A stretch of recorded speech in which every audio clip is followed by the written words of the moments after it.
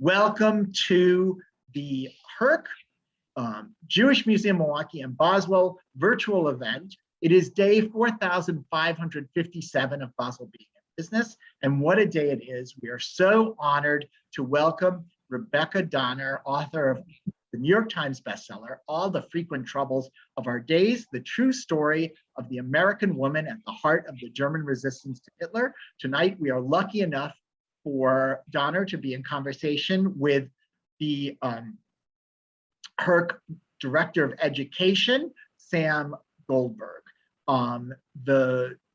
She's going to say a few words about the Nathan and Esther Pelz Holocaust Education Research Center and Jewish Museum Milwaukee. But before we get started, just a couple of technical details. Tonight's event is on Zoom webinar, but you can send questions through the Q&A function, which is below your screen.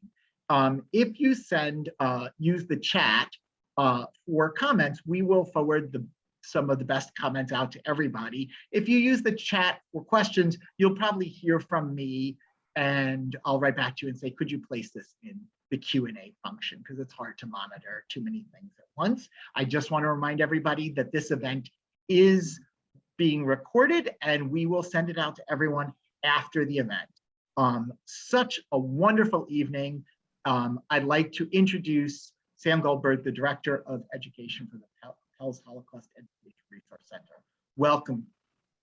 Thank you so much, Daniel. Thank you for inviting me to be a part of this. As you mentioned, my name is Sam Goldberg. I am Director of Education at the Nathan and Esther Pelz Holocaust Education Resource Center, or HERC for short. We at HERC are so pleased to be able to highlight such an unusual and intriguing story of resistance during World War II and the Holocaust. Our friends and partners at the Jewish Museum Milwaukee are equally thrilled as they recently held, they held an exhibition in 2011 titled Mildred Fish-Harnack, The Story of a Wisconsin Woman's Resistance. So on behalf of HERC and the Jewish Museum Milwaukee, we would like to extend our welcome to Rebecca Donner, author of All the Frequent Troubles of Our Days. Thank you so much, Sam. It's just such a pleasure to be here, and I'm so very honored to be invited and to share my book with you and everybody out there.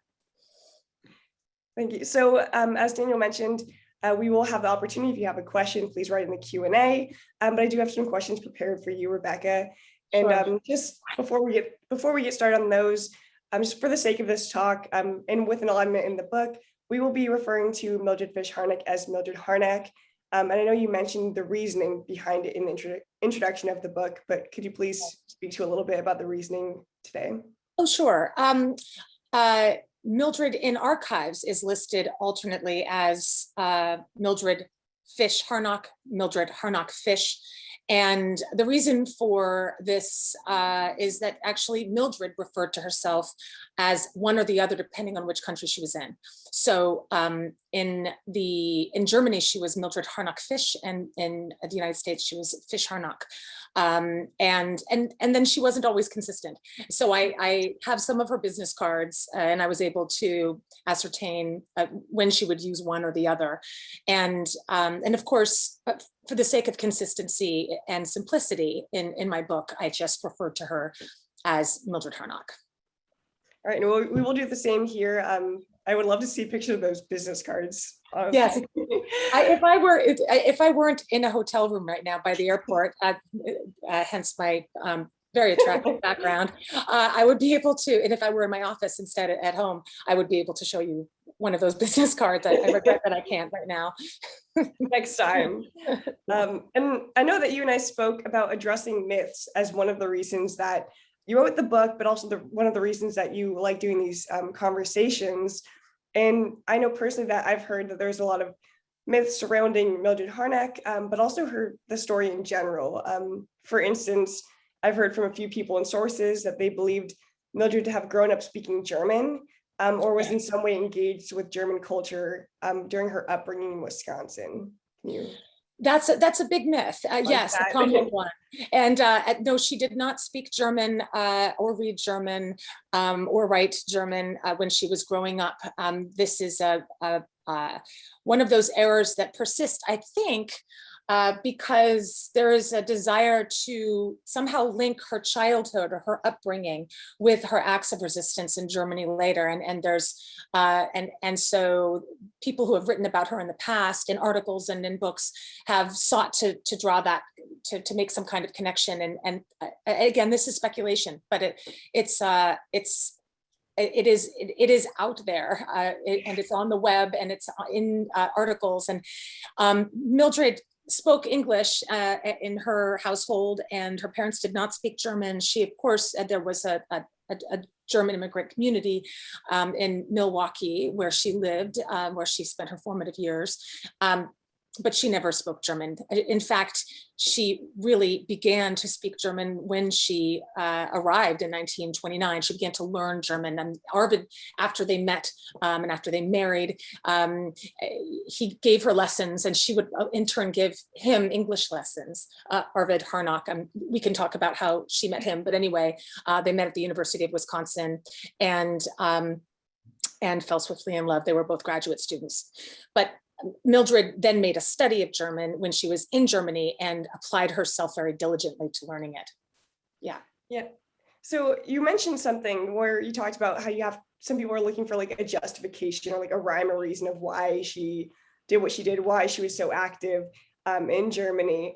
And one of them being people thought like, oh, she must have had this German love of German culture and the language before. But equally, I've almost in just as many places here, well, she must have been Jewish, or Arvid was Jewish, or they both were, and that's why she did what she did, which is also not true. That's also not true. Yes, and I've encountered that just as frequently, that misapprehension, that misperception.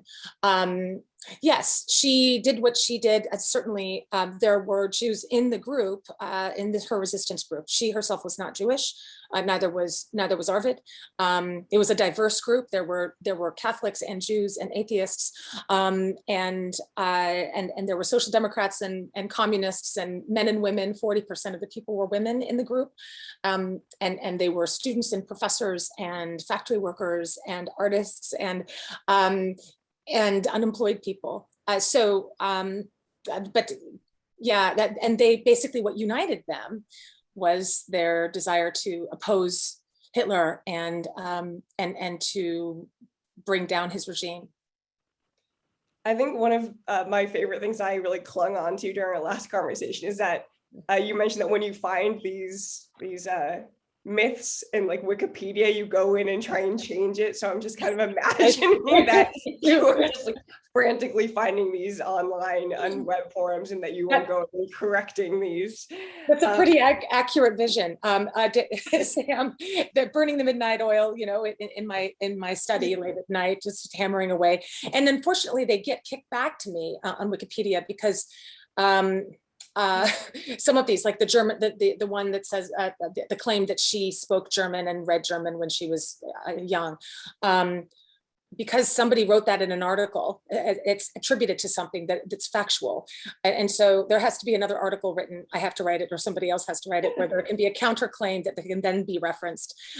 So yeah, in order this is a full-time job for you. It is correcting the wrongs of the internet. I wrote a very, very thick book. And I just, and as I'm on book tour right now, I don't have time to really address all of these, but maybe that'll be my single-minded pursuit after the, when I finish my book tour. Of course. So, I mean, the last of the myths before we really get into the nitty-gritty of the books and your writing process is one that I know that we spoke and you've had a pretty strong opinion on, because there was an article written about it in link to your book about the untold story or the forgotten history of Mildred Fish-Harnack. Right. And if you just want to kind of, I know you're waiting to give this rant, so I guess is it because that we're in Wisconsin that people were up like outraged that like, oh, she's not forgotten, we have a full day, we lit the hone in her honor, or do you think maybe she is an untold story or a forgotten hero in other states. I think in other states she certainly is. I think Wisconsin is the only state in the United States that where she is really remembered, and people grow up hearing her name. Art Heizer made sure of that when he helped to basically convince the legislature to declare a Mildred Harnack Fish-Harnack observance day. Sorry, I started using Fish-Harnack and I really threw you off. I'm not. No, that's all right. That's all right. But yes, and there's a school named after her and so forth. And now, and we have these memorials, and of course, at the University of Gießen, there's a companion memorial, and in Berlin, she's known a bit too, just a bit. But I must say that I have also received emails from people in Wisconsin who went to the University of Wisconsin and still hadn't ever heard of Mildred. Born and raised in Madison. That somebody just wrote to me yesterday and told me this, and this person went on to attend the University of Gießen, so she's following Mildred's footsteps sort of unintentionally, and really just recently found out, who she was. So people do exist out there in Wisconsin, that people in Wisconsin, certainly not everybody has heard of her, and certainly in the rest of the United States, I've heard over and over and over again from people writing to me on social media and in my writing to me through my author website saying, I have never heard, why haven't, and then really the reaction is, why haven't we heard about her? She has been written about. There was a Shireen Blair Bryzak wrote a biography 2 decades ago. And there have been books that have been published that feature her in discussions about the Rote Kapelle, the Red Orchestra, both in Germany and in France and the United States. And nevertheless, she's still a rather obscure figure. And also there are these kind of myths that swirl around her that also sort of fail to achieve that. We don't really have a clear picture of her because there are so many myths and misconceptions, and so that's one of the things that I sought to address when I wrote this book. Yeah, I'm going to chalk it up to the fact that I grew up in California, that I didn't know about her, and she's kind of forget that I was a scholar in Holocaust studies, that this hadn't come up. But I do find it fun when I bring her up. After I read this book, I have gotten through it, and I brought it up to my friends in Wisconsin. Some of them didn't know her, and I was pretending like I knew about her all along.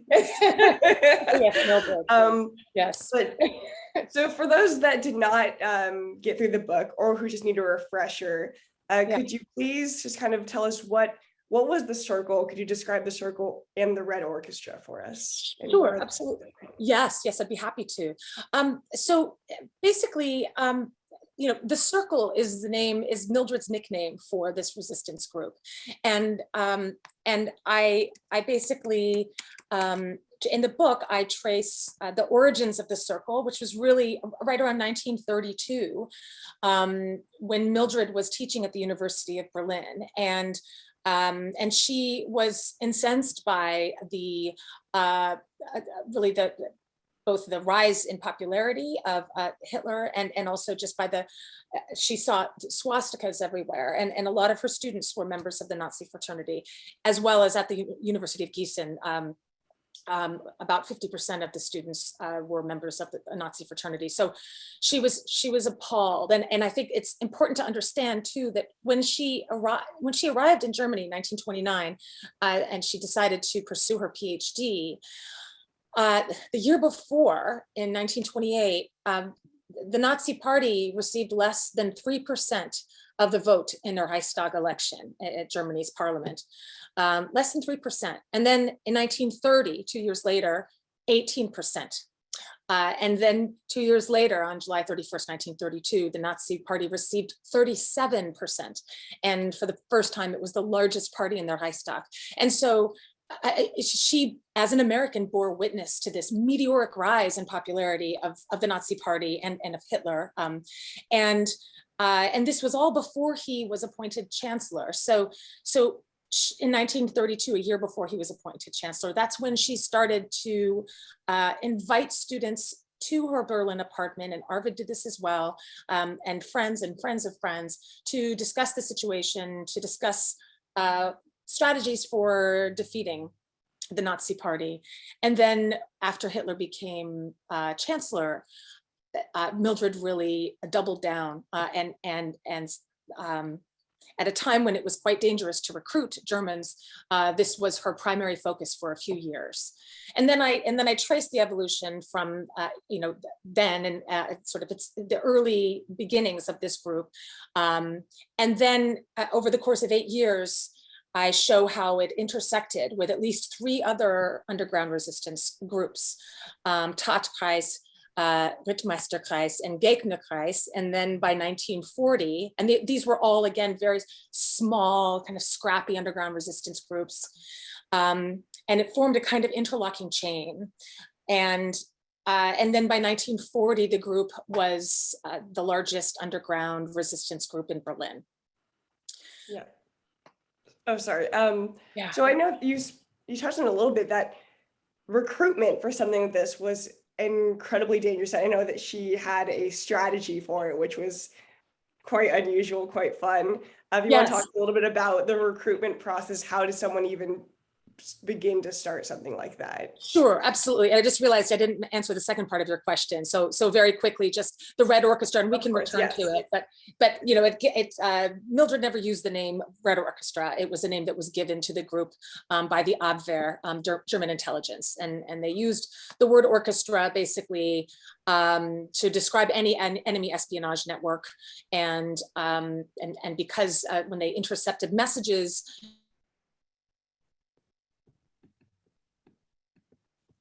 They called the orchestra Red. And this was at a time when Mildred and others were engaged in espionage, and I'll talk more about that. But that's where that name comes from, the Red Orchestra, the Rote Kapelle in German, but that's a name that has stuck. So there is a question, Sam, about misconceptions and errors. That's a very common one too, that somehow the group just formed in 1940. And they were all Soviet spies, and that's a tremendous error. I mean, Mildred and Arvid never thought of themselves as spies. They were members of the resistance, and they did whatever they were trying whatever they could. They were engaging in whatever activities they could engage in to try to defeat Hitler's regime, and so passing secret messages or top secret intelligence about Hitler's operational military strategies to his enemies was one of these ways when at this time in 1940. But to go back to your other question, so Mildred's recruitment. So let's just sort of back up on the timeline a bit. So now here we are, Hitler is chancellor, it's 1933. Germany progresses swiftly from a parliamentary democracy to a fascist dictatorship. And it really happened in the blink of an eye. And in my book, I trace that it's almost, I like to think of it providing readers a history lesson in a way that's very absorbing with a narrative nonfiction approach that sounds like a novel. I write it in the present tense.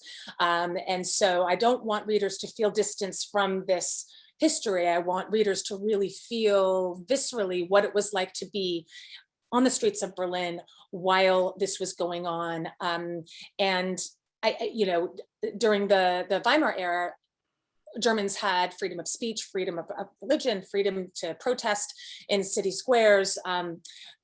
Freedom of the press meant that there were multiple political views expressed in a range of newspapers and magazines. There were 90 daily newspapers alone in Berlin that represented everything, views from the extreme left to the extreme right and everything in between. And so I'm getting back to your question, I promise. But I just want to set up the idea that this all fell apart very quickly, and the Weimar Constitution was dismantled and Germans lost all of those rights. It became very dangerous to recruit. So, if Mildred approached the wrong person and tried to recruit this person, she could be easily turned over to the Gestapo. So what she did was, she had a technique, and we know this because of a post-war interrogation of one of the survivors.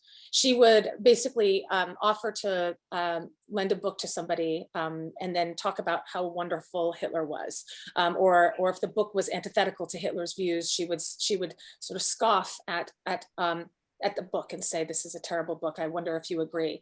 Depending on the person's response, if they said, how, you know, I can't stand Hitler, how could you say that, get away from me, then she knew this is a potential recruit. And then she would sort of gradually engage in a kind of Socratic inquiry, asking questions, and then at some point she would reveal that she was in the resistance, but this kept her safe. And yet it did yield colossal misunderstandings at times, of course. So the writer Rebecca West, she was trying to recruit her when she was in England, and Rebecca West got the wrong idea, and was appalled and thought that she was truly a supporter of Hitler's regime, and threw her out, and later wrote about this in a letter to Allen Dulles, the head of the CIA. And at that point, she had heard what had happened to Mildred, which was that she was executed for being in the resistance. And so she felt quite ashamed of having understood Mildred's intentions. Yeah, I think that when I read that part of the book, I was like, I can see this happening. It's like, of course, like you don't want to go outright say that, but how do you let someone know without really setting yourself up to get caught there? And I just, that whole process was so fascinating to read.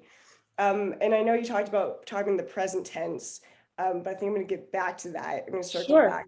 Because I think what you mentioned when you're talking about how this other author fully believed that Mildred was a full supporter of Hitler and the Nazi movement, her and her husband were tremendous actors, I would say, to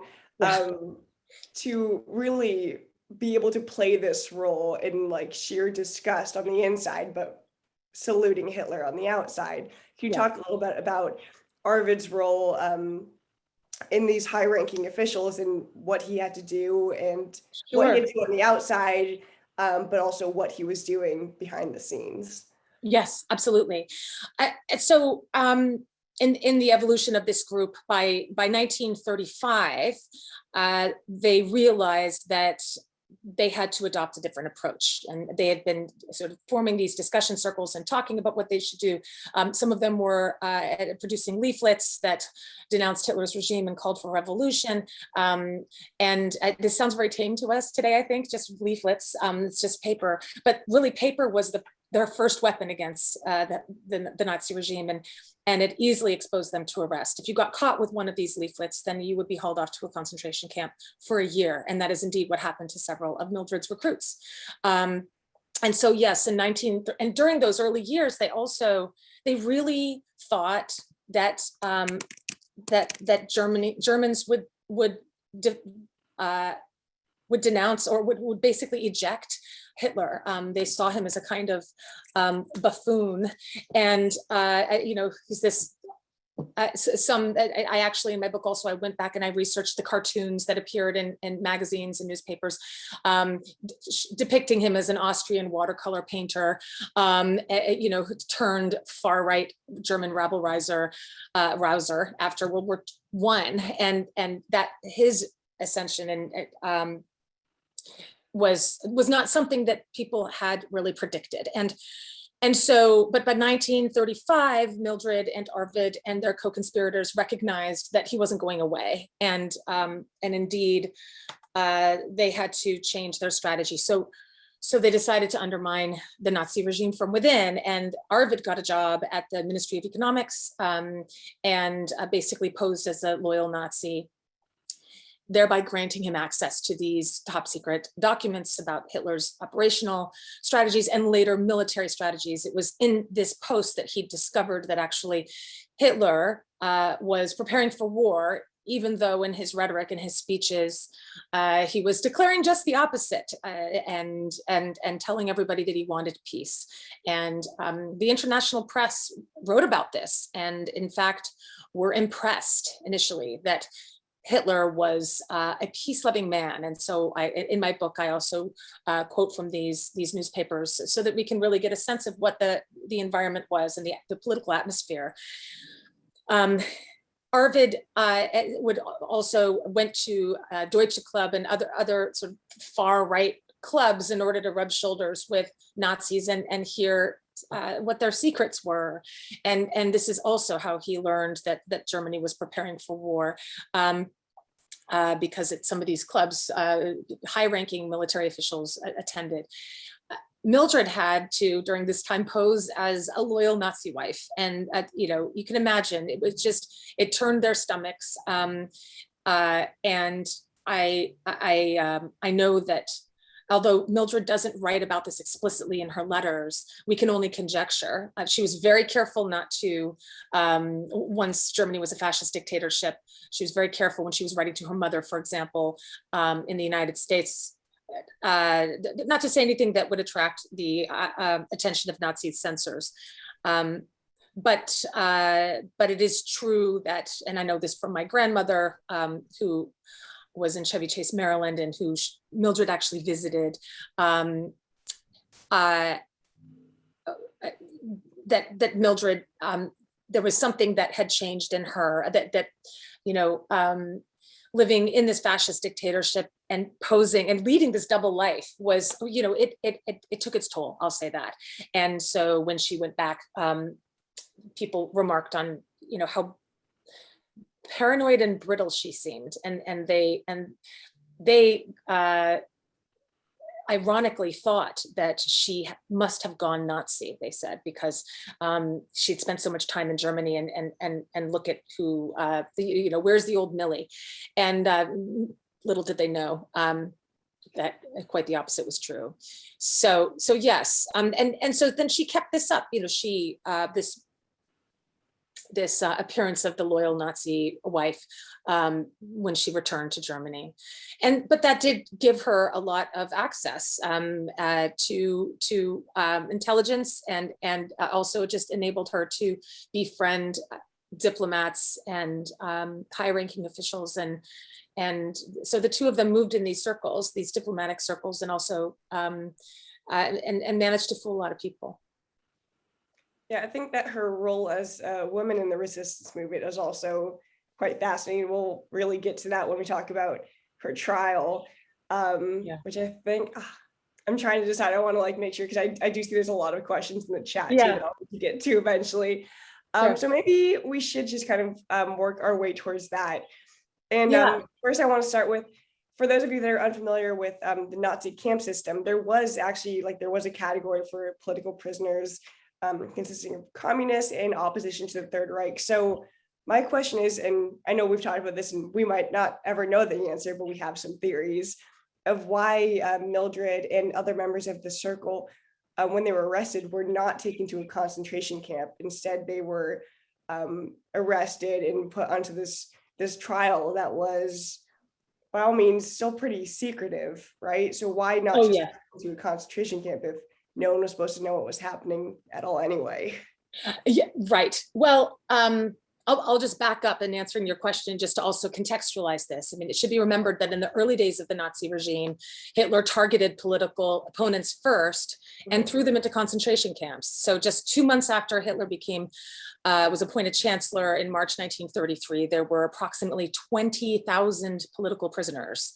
And by the end of the year, there were 200,000 communists, social democrats, and trade unionists who had been sent off to concentration camps. And then, of course, over the years, then Jews became the primary target. So why weren't Mildred and Arvid and the others sent off to concentration camps during the war? I mean, this was now, when they were captured, it was 1942, the fall of 1942. They could have easily been dispensed with. And primarily, I think it had to do with their involvement in espionage. So they weren't tried in the People's Court. They were tried in the Reichskriegsgericht, which is the Reich Court Martial. It was only for people in the military. So that was an unusual, this was an exception to the usual procedure, because everybody was a civilian except for Haro Schulze-Boysen, who was one of their key members who participated in espionage, and he was a senior lieutenant in the Luftwaffe, so he had access to information about missions, and it was that that intelligence that he obtained, coupled with Arvid's intelligence, that were compiled in a report that was shown to Stalin, and I should just now show and tell. And Stalin refused to believe it. He thought that they were lying to him, these Germans who sort of were purportedly in the underground resistance. And so he scrawled across the top of the report, you can tell these people who've basically sent me these lies, and I'm going to censor myself because this is a family night. But he said basically something about what they could do to their mothers. And this is in a chapter called Stalin's Obscenity. And what I do is I actually show, if you see, that's Stalin's handwriting right there. I found that in a Moscow archive. And I do this throughout the book. I should also, this is just another interjection, but I feature documents like this throughout to really bring the history alive. And I show snippets of photographs and intelligence documents and letters and memoirs and so forth. So you get a full picture of the history and I basically conceived of this as kind of a scholarly detective story, so that the reader is coming along with me as I discover these materials in the archives. But going back, Sam, to your question about why there was this top secret trial, and it's interesting too, they followed a strict procedure. Again, they could have easily just executed them all, even without a trial, or sent them off to concentration camps and killed them that way. But they arrested them all, threw them into Gestapo prison, the basement prison. It quickly filled up with people in the resistance. And so to deal with the overflow, the women were sent to women's prisons and the men were sent to men's prisons. And then they were given these daily interrogations and in many cases tortured, and Mildred was tortured, and Arvid was tortured. Walter Habecker, who was a sadistic Nazi interrogator, was assigned to break them, and there were several other interrogators too. And what their aim was to obtain 2 pieces of evidence that would condemn them as traitors, and then and only then could they apply the death penalty. So it was this very strange. Again, they were following procedure, and the confessions that were obtained, under torture were used. So it was very easy to obtain for many of them these pieces of evidence, and also definitely people in the group denounced one another. Some committed suicide before they would denounce them. And one of my favorite discoveries in the archives was one of the notes that were passed in the women's prisons, and it's called Kasiber. You can see that right there. I don't know if you could see, but it's there. And wait, there we go. So this is like I'm looking into a mirror. So this basically is a woman who is one of Mildred's co-conspirators, and she wrote in that note about how one of the women there, who she calls Lips, blabbed to Gestapo interrogators about Mildred, and she gave her up. Lips was her, and this is a sort of in German, was a pun on Libertas, and it was Libertas Schulze-Boysen. So Libertas actually, this is not often written about, but she was responsible for many, many deaths in that group because she gave up a whole lot of people, and hoping to save her own skin. But anyway, those notes, those Kasiber, were ways that these women would communicate, and they would hide them in the cracks and fissures of the prison walls, and they would sew them into the seams of their garments. One of the ways that the Nazi prison officials tried to save money, this is sort of bizarre, but was to require the families of the imprisoned to do their laundry, so they wouldn't have to hire the people to do that. And so it became a very effective way of passing notes, back and forth from the family in the seams of garments.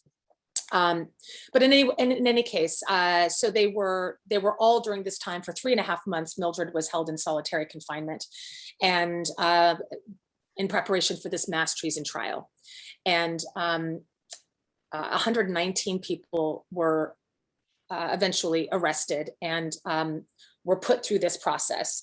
Their mugshots were taken, the Gestapo mugshots. And again, I'll just briefly show you this so you can see in my book. These are some of them, so you get a sense of the diversity of the group. They were fingerprinted and then, as I said, interrogated. And the first trial was in December of 1942, this top secret trial. Yeah, very official process for what they ended up. Really, one of the most interesting parts of the story is Mildred's duo trial, which again is not very official. But talk about save your own skin. I like to refer to this, I think we talked about it as the just a woman defense, knowing saying that about her trial. So could you just go into some detail of like what this means and how this played into her sentencing? Oh, absolutely. I think it's interesting because, the Nazis destroyed the transcripts from these trials, but we do have the sentencing documents. And so we know that in the sentencing document, there was, we know that basically Mildred's defense was, I'm just a wife. I didn't know what my husband was doing. I was just cooking a meal and he was doing something in the other room and who knows. And so that's of course absolutely preposterous. She was deeply involved and very much in a leadership role. By 1935, she was actually leading the meetings, which we also know from a post-war interrogation of one of the survivors. So that's when Arvid was off at the Ministry of Economics. He couldn't actually even associate with communists or social democrats or any kind of left-leaning resistance folk, because that would blow his cover as a loyal Nazi. So at work. So the just a wife defense. And it's interesting because I think that, when you look at this sentencing document and you see that this was the defense that was used, and it actually worked the first trial. She was not sentenced to death. She was sentenced to 6 years in prison. And then 2 days later, Hitler found out about this and ordered a reversal. And she was given a second trial, again, just a formality. And then this time she was declared a traitor and sentenced to be beheaded. But I think it's interesting then, as a historian, you need to know your sources as well as your subject. And if you look at your sources and such as that sentencing document, and as you as a historian conclude, oh, well, she was just a wife, then you're not really doing the hard work of thinking about where this information came from and what the strategy might have been and what had led to that to that sort of so-called fact. And of course, it was a defense strategy. But interestingly enough, David Dolan, who was a historian in 1955, wrote, and I'm just going to quote, that Mildred was essentially a non-political person interested only in literature and languages. And in 1970, Heinz Hohne, who was a very well-respected journalist and editor at Der Spiegel, said, as a wife, Mildred followed her husband's line. She was basically non-political. And these are errors, going back to the beginning of this talk, Sam, you can see how they perpetuate. And this idea that she was just following her husband, that she was just, non-political, you see that repeated over and over again, kind of like the bad tweet, that just because it gets retweeted and retweeted and could be on your computer later tonight fixing those too. Yes, right? Exactly. Just commenting, this isn't true, read my book. Not true. Yeah, and as recently as 2020, Norman Ohler's book, The Bohemians, which was about this group and focusing on Harl and Libertas Schulze-Boysen, he also sort of perpetuates some of these myths about Mildred and even gets the manner of her execution wrong. He says that she climbs the scaffold with her gleaming blonde hair gone white, sort of fetishizing her, which also I just turns my stomach. And that's something that happens over and over again as well, this sort of fetishization of Mildred.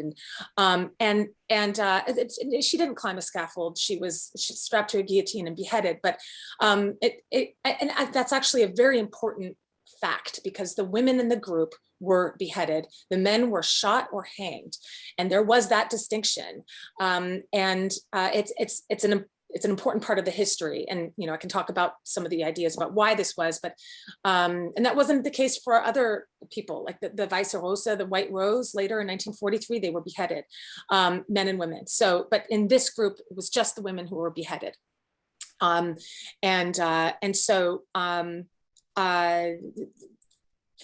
these little inaccuracies, and that's another factual. You'll hear that she climbed a scaffold, and that she was hanged. And in my book, I was very interested in actually learning more about the guillotine itself. Who made it? When was it made? How was it transported to Plattensee prison? And so I have a whole chapter devoted to that. And it really basically tells us something about the Nazi regime, because it was made in the late 1800s and really fell into disrepair. And it was only until Hitler became chancellor that suddenly there was a need for an instrument that would kill people in this way. There were lots and lots of beheadings. So, and that particular one was basically shipped to Plattensee prison in Berlin, because there was a need to murder a lot of people in the resistance this way. So how significant would you say, I know you've probably gotten this question a lot, how significant would you say Mildred's efforts and resistance actually play, like in the grand scheme of things, in the grand scheme of the Third Reich? It's such a great question, Sam. And I think that, I do feel like as a culture, we're obsessed with quantification. And so sometimes people say, how many people did she save? How many people did she persuade to join the resistance? We don't have any way of quantifying that. What we do know is that we do know that Mildred helped Jews escape, and we do know that other people in the group did as well. They wrote about this in their memoirs, and people who Mildred knew who survived wrote about her involvement with this. And I believe, and so were they effective? Can we call them a success? If they were almost all of them beheaded, shot, or hanged? And my answer is they were successful. It depends on how you measure success. But I believe that if you can change one person's mind, and if you helped one Jew escape, if in one of these leaflets that they produced that was so, it was again a risky endeavor, or if one person saw one of these leaflets and decided, I'm actually going to oppose this regime. There was a lot of information and news in these leaflets that Germans had no access to, because during the fascist dictatorship, it was all Nazi-approved news. So the information that was brought to Germans in these leaflets were, the intention was to also educate Germans about what was going on, what really was going on. And of course, not everybody listened at all, but some people presumably did, but we don't know the success of their espionage. How do we measure that? If Stalin had not scrawled that profane note, and if he actually had believed Arvid Harnack and Harald Schulze-Boysen that Germany was just about to invade the Soviet Union, then the war might have had a different outcome. Maybe it wouldn't have lasted as long, and more people could have been saved. But Stalin refused to believe it, and several days later, Germany invaded the Soviet Union, and it resulted in massive bloodshed. So, but I think that basically, if one person reading a leaflet decided not to turn in their neighbor, I would count that as success. And I think that their espionage, their acts of espionage also, it was a colossal failure when viewed through one lens, but also if you think about this group as being people who are courageous, who had the courage of their convictions, and who got up every morning thinking, I don't know if I'm going to live or die, but it's important for me to fight for what I believe in. Then these are people who, followed their moral compass. I think that it's tremendously honorable, and they have something to teach. This is why I believe that this story, my hope is that readers can find themselves emboldened by the stories of these men and women. I couldn't agree more. Yeah. I've just a couple questions on like your writing process before I answer or ask some of these questions we have lined up. Sure. You touched on this a little bit about your decision to write in the present tense. Was this something that you knew you were doing all along? Is this something that developed as you began writing? If you can discuss that process a little bit. Sure. I actually, it developed out of my early chapters. It was, I found myself becoming, I read voraciously, and I'm just fascinated by the history and the historiography as well of this period. And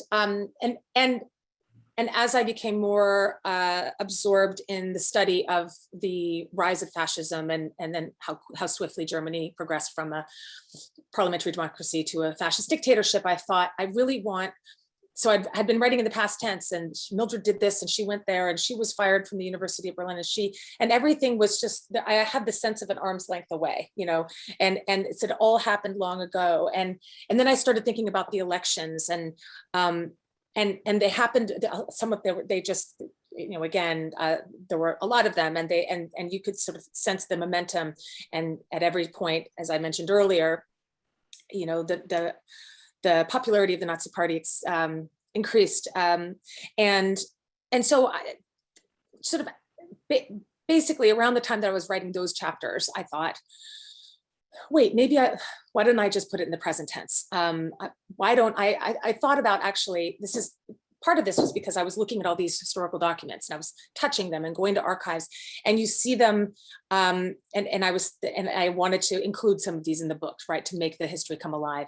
And I started thinking about newsreels and how they're black and white, and they have this sort of, or it's the sepia toned kind of dust caked sense, and they're a little herky jerky, and there's something that's distancing about that. And I thought, I want to, in a sense, colorize my prose, and bring it into full color, bring it into the present tense, make it sound like it's happening now, so that the reader can really feel that in a visceral way.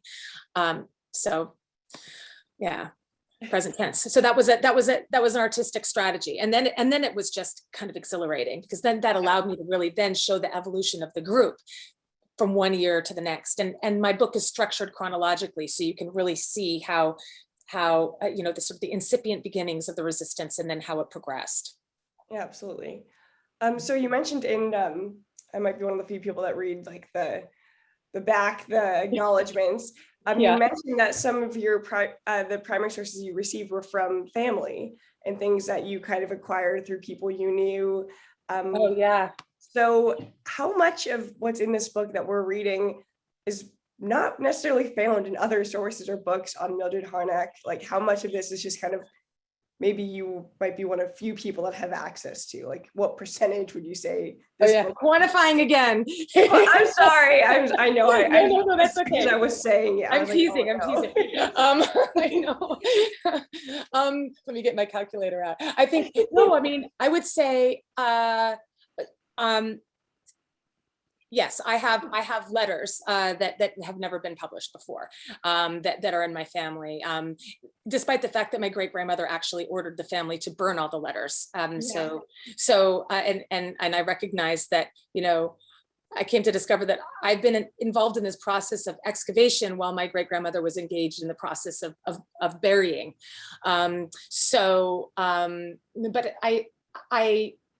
there are letters, family letters that nobody's seen before. There is a photograph of Mildred from an espionage file back in the early 30s that I found. I actually wrote to the embassy, the Russian embassy, and asked and introduced myself as Mildred Harnack's great niece, and said, is there any information you can share with me? And I wrote a very long letter and really doggedly pursued this, and they did share with me a snippet of one of her files, and that was actually a very historically important fact, because neither Mildred nor Arvid, and I also got a picture of Arvid as well from that time, neither Mildred nor Arvid in 1932, 31, when they were involved in, I won't go into it because we don't have enough time, but I talk about this in my book.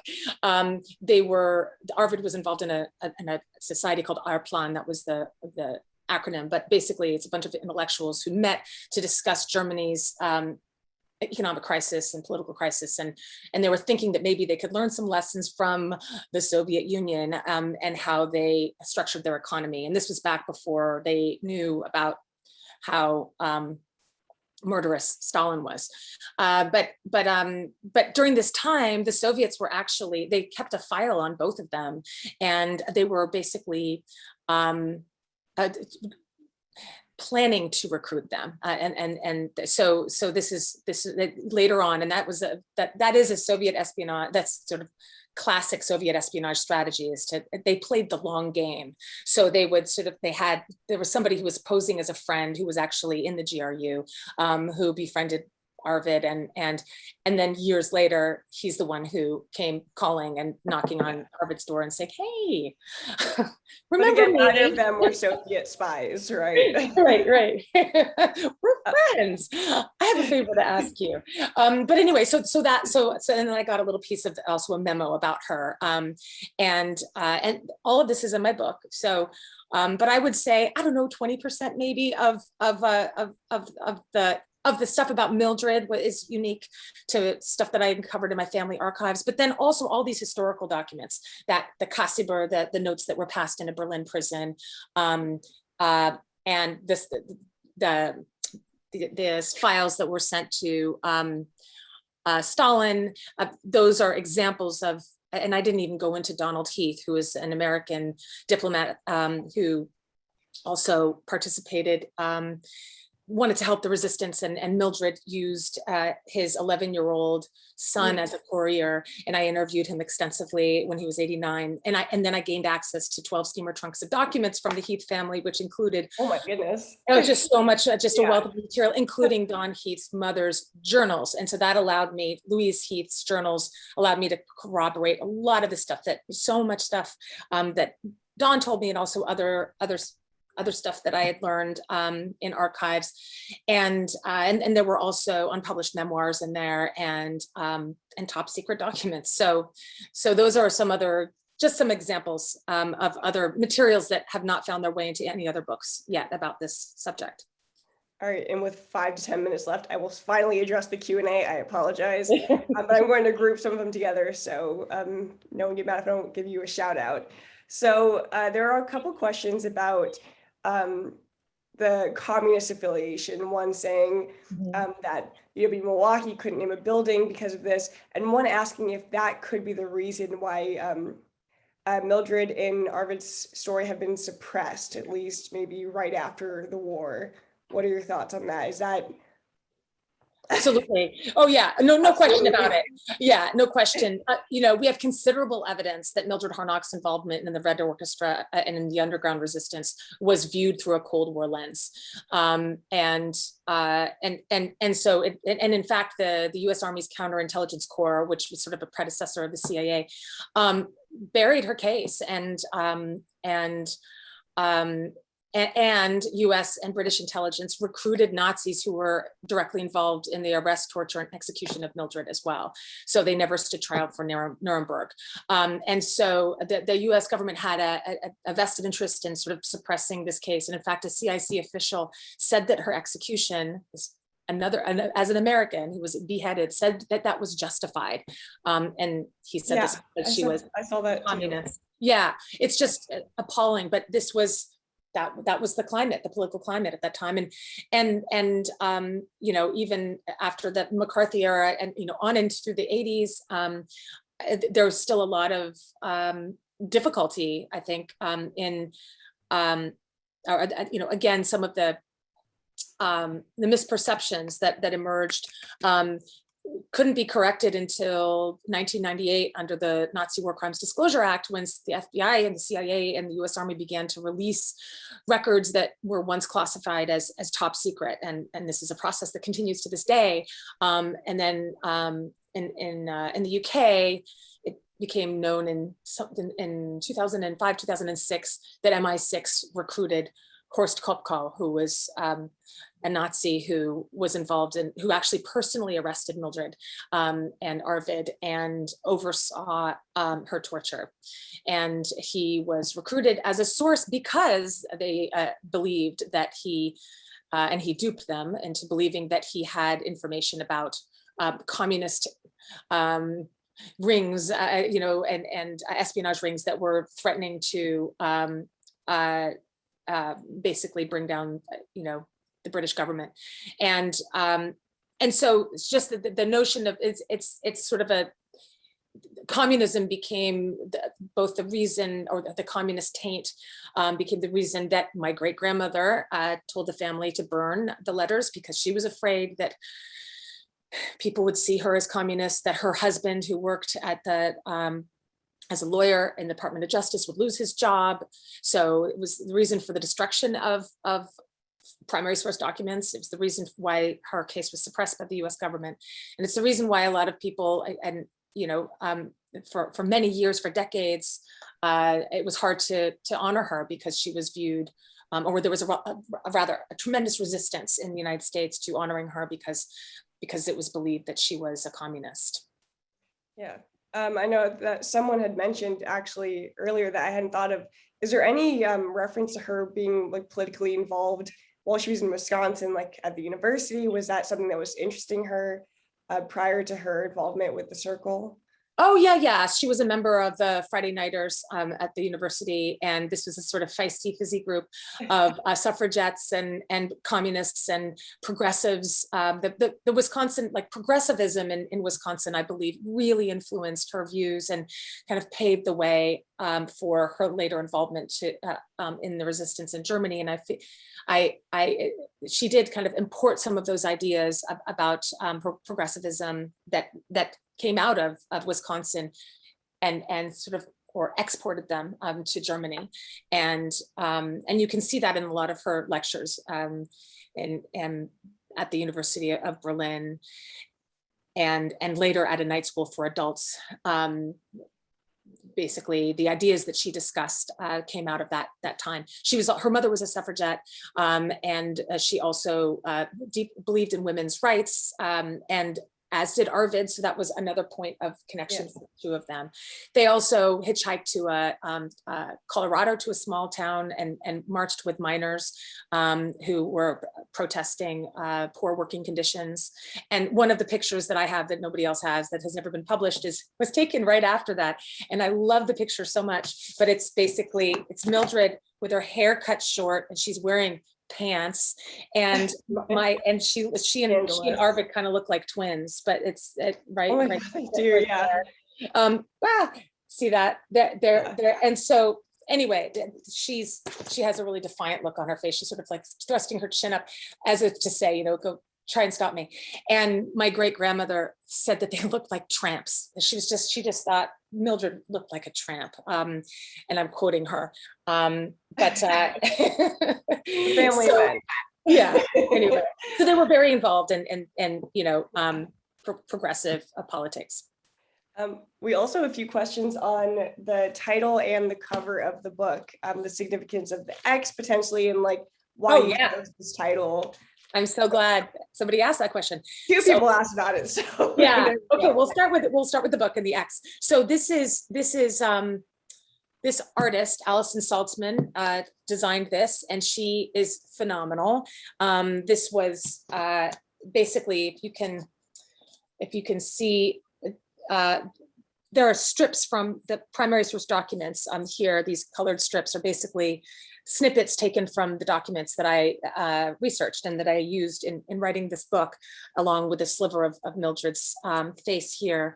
But this is basically illustrates what I did in this book. I have a kind of scrapbook approach, and I'm piecing together all of these disparate documents and trying to fill the holes and the gaps as well as I could. I think of Julian Barnes's definition of a net as a series of holes held together by string. And that's kind of what this book is. There are gaps, and I let the gaps remain. And I also try to stitch where they are. I mean, we can't, there's no assertion in here that is made without attribution to a source. Anything that's quoted in here between quotation marks is taken from a letter, from an interview, from testimony, etc. And then I also just try to stitch together connections. And this is how I was able to sort of follow the evolution of the resistance over those 8 years leading up to 1940. And so what I like about this too, so on the one hand, she sort of is illustrating that scrapbook approach, and it looks like a dismantled swastika to me. And and there's a sense of the, and that's important because I had actually a pretty big, shall we say, conflict with the early designs from this book, which all featured swastikas. And I kept saying to my publisher, there's absolutely no way I'm gonna let you put a swastika on the cover of my book. This is what she was fighting. I found it offensive. And there is a view in publishing that that becomes a sort of, it's a marketing thing. And I find it, I can't even emphasize it enough. I was insistent. I said, do not put a swastika on the cover of my book. And so anyway, Allison was brought in, and this was her sort of creative way of dealing with that question. And it's as if a swastika is being taken apart. There's also this sense that evokes of elimination, of being canceled out, of being erased. Anyway, there are lots of ways that you can interpret this, but so that's the cover. All the Frequent Troubles of Our Days is a line. People say, why is this so long, Rebecca?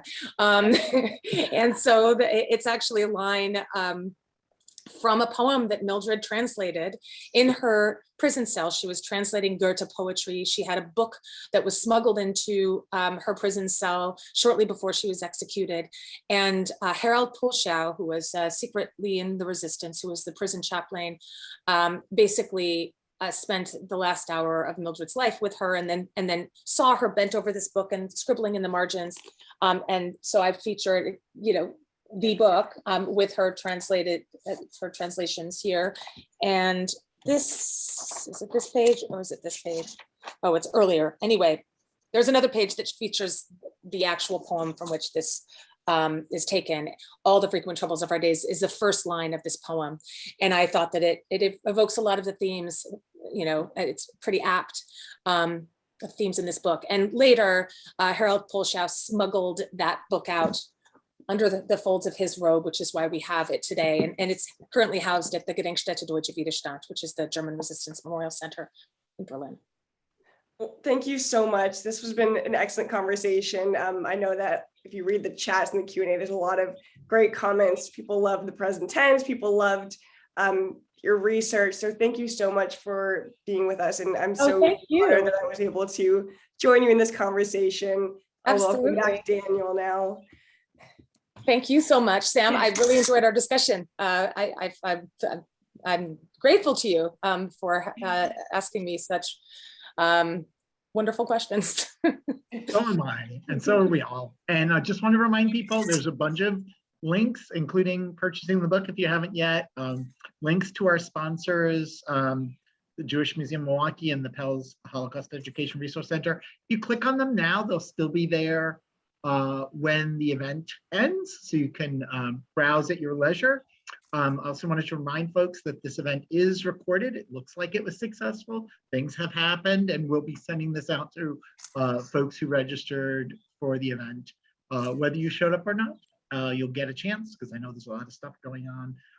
Thank you so much for joining us from your beautiful hotel room. And it's ridiculous. I have to say, may I went into the lobby and I borrowed this for an hour just to add a little color, but this is a plastic plant. Who would know? I love that you brought that up, that you stole a plant for this. I did steal a plant. I mean, Mildred would approve. It's borrowed. I think it's going back. I will return it. I actually don't want to look at it anymore. It's dusty and plastic. But serves the purpose for today. So, yeah. Well, thank you all. Thanks everyone for coming. We wouldn't have a bookstore or some great nonprofit